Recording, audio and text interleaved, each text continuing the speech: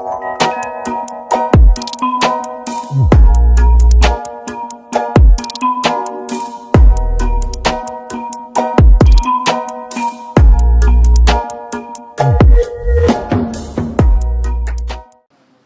Alé m'a fait l'honneur, le grand honneur de lui préfacer son livre, ce que j'ai accepté avec un immense plaisir. J'ai de l'estime pour ce garçon à cause de son engagement, à cause de son courage, à cause de son attachement indéfectible à la bonne gouvernance et aux efforts immenses qu'il investit également dans la malgouvernance. Parce que vous savez que dans ce domaine-là, il se passe des choses parfois insoutenables, je dirais même souvent insoutenables. Et il fait des efforts pour les mettre au grand jour. Parce que j'ai le sentiment,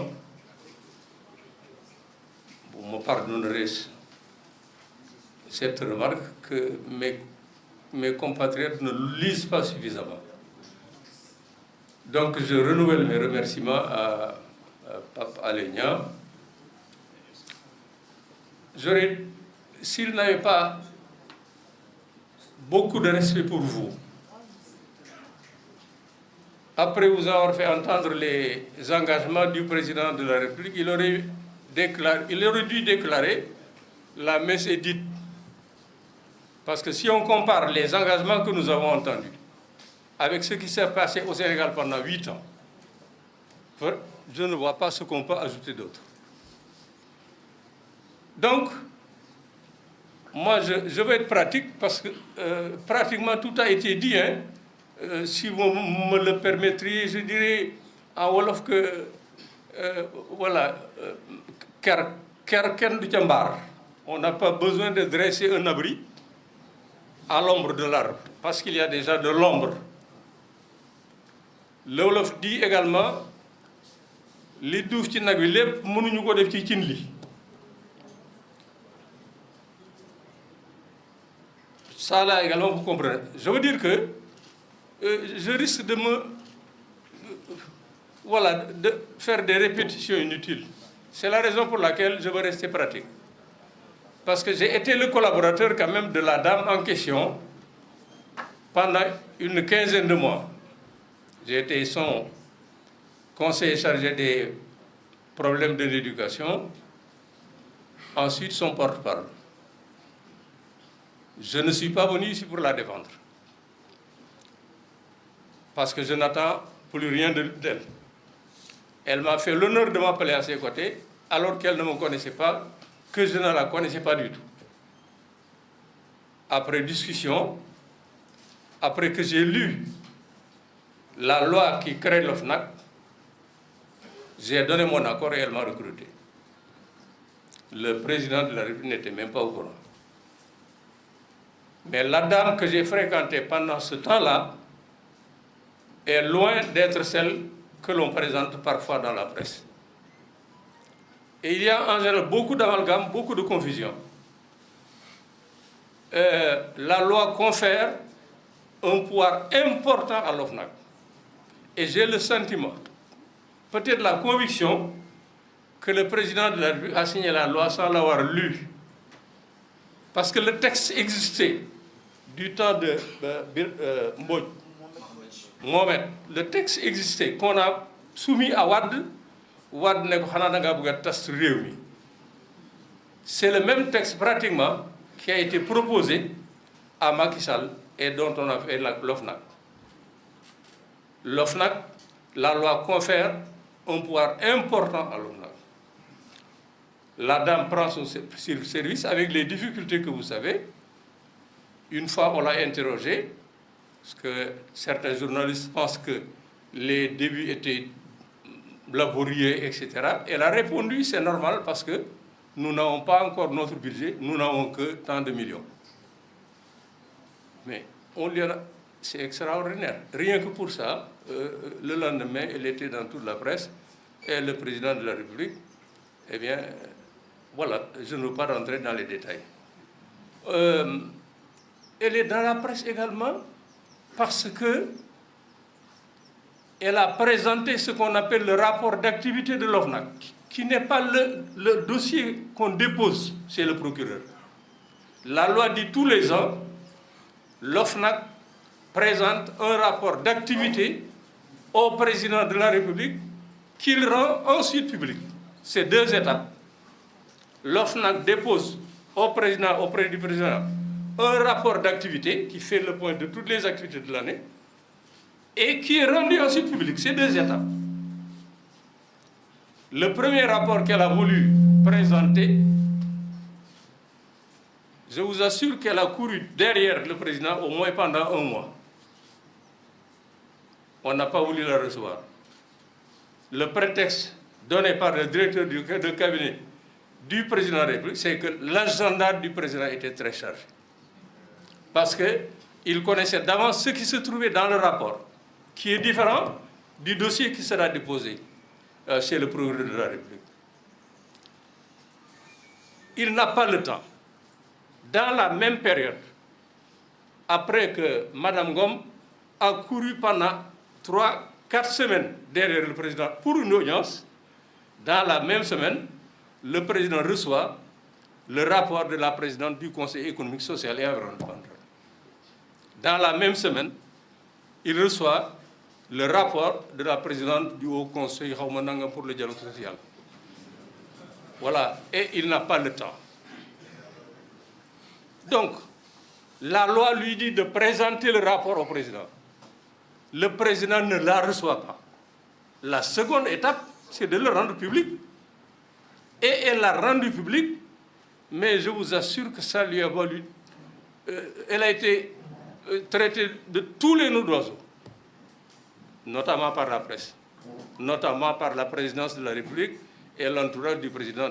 Et pourtant, c'était son droit. Elle a rendu public, c'était la 2e étape. Donc, elle a commencé à faire son travail, son bon travail. Malheureusement, dans le travail, elle avait commencé à mettre en cause un certain nombre de proches du président de la République. Voilà ce qui a commencé à créer les problèmes. Ce qui a fait qu'on a commencé à lui glisser, comment dire, les dépôts de bananes.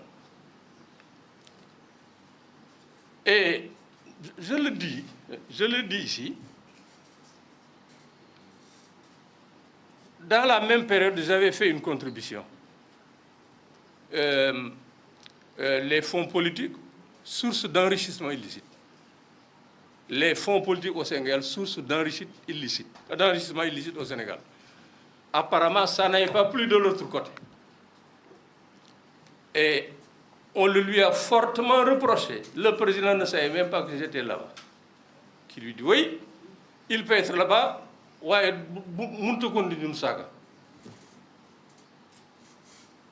elle est obligée de me rendre compte. Bon, ça, ce n'est pas un secret. Voilà. Moi, Modignan, il y avait 3 choses. Je ne fais plus de contributions, donc je me tais. Je continue de faire des contributions. Je lui crée des problèmes alors que je n'ai pas le droit pour ce qu'elle a fait pour moi. C'est là la solution, la 3e, c'est la porte. Et je lui ai adressé ma demande de démission. Donc j'ai démissionné de l'OFNAC. Mais ce que les gens disent, ce problème qu'on va ramener à 89 millions, dépensés lors de la visite du président de la République au coude, quand il inaugurait un certain nombre d'infrastructures. Vous avez entendu le 31 décembre 2019. 31 décembre. Il s'est fait l'avocat d'un de ses proches qui a des problèmes avec l'OFNAC. Il s'est fait l'avocat de Cheikh Oumar Anne. Parce qu'il a dit les 89 dépensés pour mon accueil, ce n'est pas le problème de l'OFNAC. Mais les 89 millions, ce sont des deniers publics. L'OFNAC a bien le droit de s'interroger sur l'opportunité et la pertinence des 89 millions qui ont été dépensés pendant cet accueil. Et ce n'est pas tout. Quand on dépense 89 millions, c'est des deniers publics. Il faut être en mesure de prouver qu'on les a dépensés. Ils n'ont pas été... Il faut... L'exemple que je vais vous donner, il y a eu 100 jeunes garçons. On a acheté 100 costumes, 100 cravates, 100 chemises, 100 chaussures pour les garçons. Et autant d'autres machins pour les filles. C'est les jeunes là qui sont chargés d'accueillir les hôtes de marque. Comment on les appelle encore? Les hôtesses, voilà. Voilà. On a donné des subventions de 8 millions, 9 millions, 10 millions. Des subventions, parfois sans destination connue. On n'a pas été de montrer la facture qui a permis d'acheter ces costumes et ces cravates. On n'a pas été capable de montrer la facture qui a permis de payer. Rien de tout cela. Et le jour J, les gens qui ont vu le film n'ont vu aucun garçon avec un costume, aucune fille avec... Voilà, rien. Et on dit, ce n'est pas le problème de l'affaire. L'affaire est politisée, l'affaire est personnalisée. Je vous assure que un président de la République, il ajoute, c'est par la presse que je l'ai appris. Vous imaginez ce dossier-là, avec tout ce qu'il contient, déposé entre les mains du procureur de la République, le président Macky Sall qui dit, c'est par la presse qu'il a appris ça. Il n'a aucun respect pour les Sénégalais. Il dit, et puis il parle de corruption, de trucs, etc. Et il ne respecte pas les principes. C'est le président qui dit ça. Notamment, il insiste sur le rapport contradictoire ou quelque chose comme ça. Il faut que là aussi, la presse, qu'on vous explique. L'OFNAC est mis en place par une loi. Par une loi qu'il doit respecter. La loi de l'OFNAC ne prévoit pas de pré-rapport, de rapport contradictoire. Voilà comment ça se passe. Quelqu'un fait une plainte parce que dans son environnement, il se passe des choses peu catholiques qui ne sont pas en rapport avec les lois et règlements en vigueur, etc. Et ça peut lui porter préjudice. Il porte plainte contre l'OFNAC. Ou quelqu'un qui fait une lettre anonyme pour dire que dans mon service, il y a tel délit, il y a tel délit, il y a tel délit. Mais il y a un processus. Quand tout cela arrive, il y a des équipes qui sont chargées d'apprécier.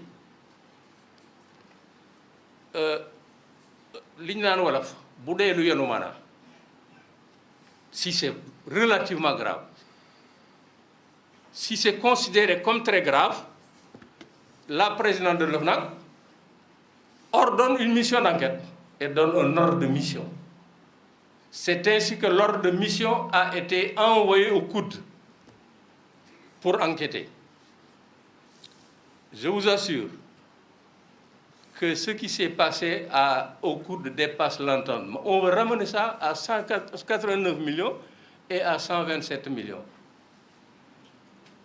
À un moment donné, le responsable de la mission s'est adressé à la présidente pour lui dire « Mais madame, ce que nous voyons est infiniment plus grave que ce qu'on nous a dénoncé. » Dafa melni yalla ak yalla. Et la présidente de leur dire « Vous êtes partis pour enquêter sur un certain nombre de choses dénoncées. Arrêtez-vous-en là pour le moment. Après, je fais un second ordre de mission et on continue. » Ah, c'est là que les problèmes ont commencé. Quand le président de la République dit qu'il n'a pas été entendu, le président de la République raconte des histoires. Je le dis ici, la presse, il raconte des histoires. Tout ce qu'il a dit ce jour-là, il a raconté des histoires. Et les réponses qu'il a données, ce ne sont pas des réponses d'un président de la République. Vous imaginez Macron aller à France 2 pour prendre la parole, par exemple, d'un de ses ministres ou d'un de ses conseillers. Vous imaginez ça? La seule réponse du président était que cette affaire est pendante, c'est entre les mains de la justice, attendons les résultats. C'était la seule réponse qu'il pouvait faire. Mais il a raconté des histoires. Ces principes de contre, etc., ça n'existe pas. Je dis, excusez-moi, peut-être que je serai un peu long. Quand la mission de l'OFNAC arrive, cher Bamboye, la mission vient avec ses questions. Cher Bamba, quand le président est arrivé, pour prendre cet exemple-là, parce qu'il y en a 1000 autres, on a dépensé 89 millions qui n'ont pas pu être justifiés.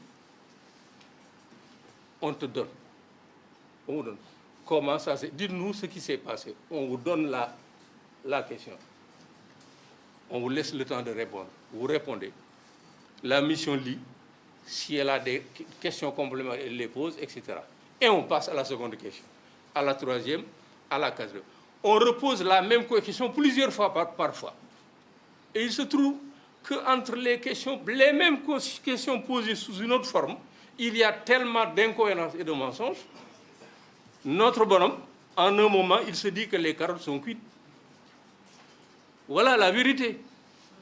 Il a refusé, à partir de ce moment-là, de recevoir la mission de l'OFNAC. Il a même ordonné au personnel qui était considéré comme complice, supposé, et un qui a dit, bon, je ne peux pas ne pas répondre à l'OFNAC, mais il a été licencié. Ça, on ne le dit pas. Donc, non seulement il refuse de répondre, mais il couvre d'injures le chef de la mission, qui est un grand Sénégalais, Papa Ibra Kébé, un expert de haut niveau, un auditeur, un financier, spécialisé dans les problèmes d'investigation, etc., dans les problèmes de délinquance financière.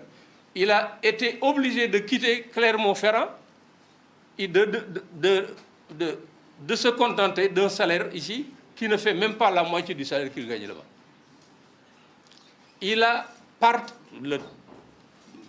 probablement la sonnerie ne nous aura pas, mais il a couvert d'injures, de menaces. La presse,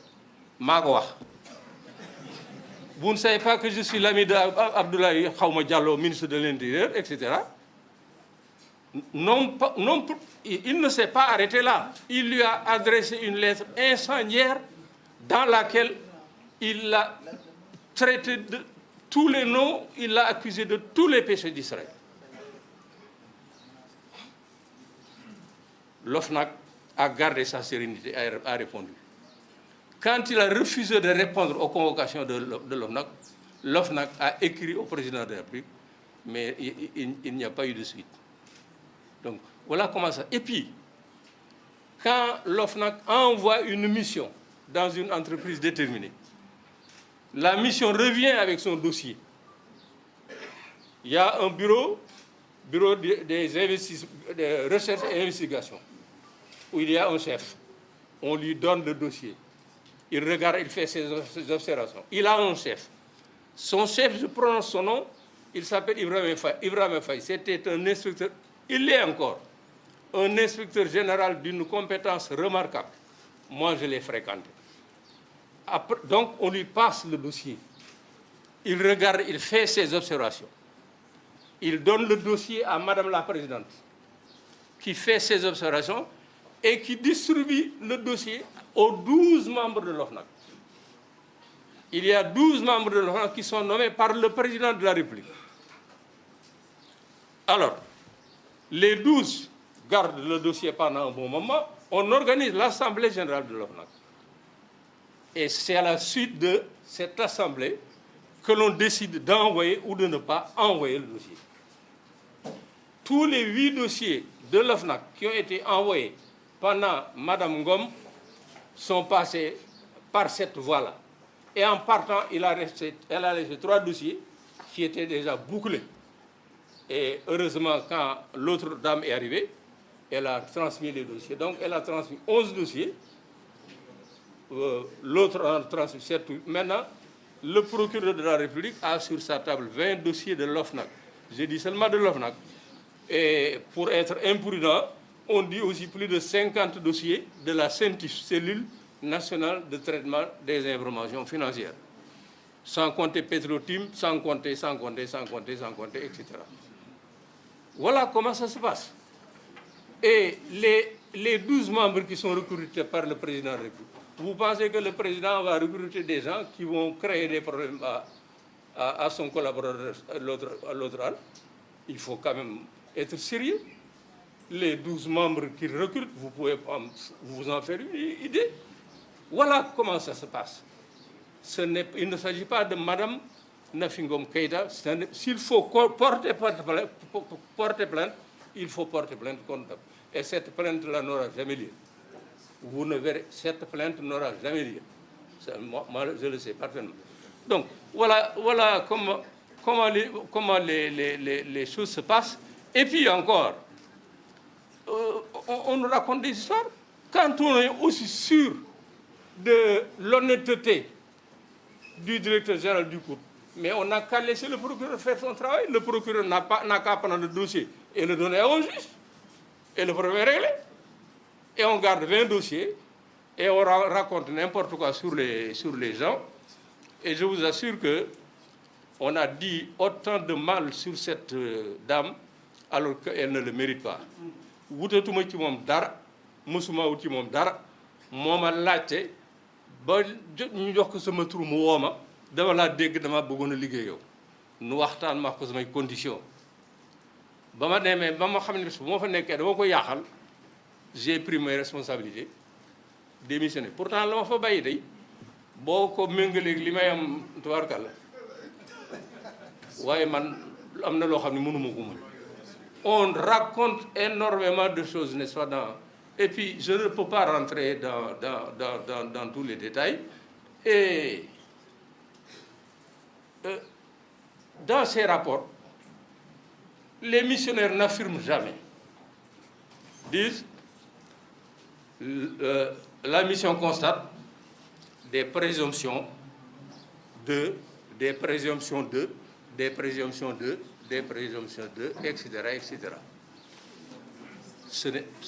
Et après elle fait ses recommandations. Il appartient maintenant au juge, évidemment, d'apprécier. Mais pour qu'il apprécie, il faut que les dossiers lui arrivent. Imaginez le nombre de dossiers qui se trouvent actuellement entre les mains du procureur de la République. Donc, je ne veux pas vous retenir plus longtemps, mais il y a énormément de choses à dire. Je termine. Je termine. Quand donc la mission a terminé la première partie et a déposé son dossier, Madame a fait un second ordre de mission pour aller continuer sur ce qui a été vu. Je vous assure que c'est inimaginable. Vous ne pouvez pas imaginer sur ce qui se passe. C'est cette fameuse caisse d'avance dont on parle. 150 millions par 10 jours, tous les 10 jours. Tous les 450 millions par mois. L'homme qui est responsable de gérer ça, quand il a été reçu par l'OFNAC, l'OFNAC lui a d'abord imposé de faire sa déclaration de patrimoine parce qu'il gérait plus d'1 milliard. Mais il a systématiquement refusé. Il a systématiquement refusé. Je ne peux pas vous conduire dans les détails, mais on a acheté 1 kilogramme de haricots à 4 500 francs. Je vous assure, 1 kilogramme de haricots à 4 500 francs. Ak loo xam ni mënees koo dégg. Alors, ba ñu xamee ne mbir mi yàqu na, voilà, on s'est débrouillé et puis on s'est débarrassé de madame. Je ne peux pas rentrer dans les détails, mais ce qui s'est passé à l'OFNAC, ça fait mal au cœur dans un pays qui s'appelle le Sénégal. Je vous remercie.